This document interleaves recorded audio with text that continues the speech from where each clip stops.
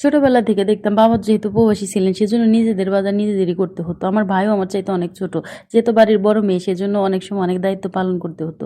Hello Ibran, আসসালামু আলাইকুম, কেমন আছো সবাই? আশা করি সবাই ভালো আছো। আমি আলহামদুলিল্লাহ অনেক বেশি ভালো আছি।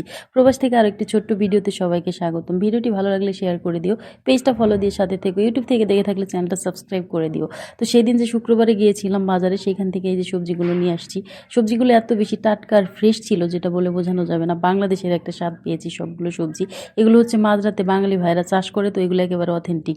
যাই হোক, এই যে দেখো পুদিনা পাতাও নিয়ে আসছি। পুদিনা পাতার ফ্লেভারটা এত বেশি ভালো লাগে আমার, যেটা বলে বোঝানো যাবে না।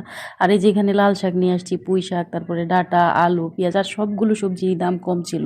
যে জিনিসটা সবচাইতে বেশি ভালো লাগছে এই যে এই পেয়ারাগুলো, মানে এগুলো একেবারে বাংলাদেশি যে ছোট ছোট পেয়ারাগুলি হয়, দেশি পেয়ারা, একেবারে সেই রকম স্বাদ, আর অনেক বেশি মিষ্টি ছিল। পেয়ারাগুলো আমার অনেক বেশি ভালো লাগছে।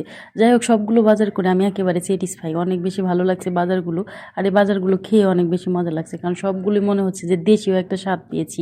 এগুলো হচ্ছে একেবারে অথেন্টিক খাবার, মনে হচ্ছে যে এরকমই বাংলাদেশের সার ছাড়া যে সবজিগুলো হয় সেই রকম স্বাদ পেয়েছি। তো ডাটাগুলোও ভালো ছিল, আর পেঁয়াজ, আলু এই যে বড় বড়, এগুলো সব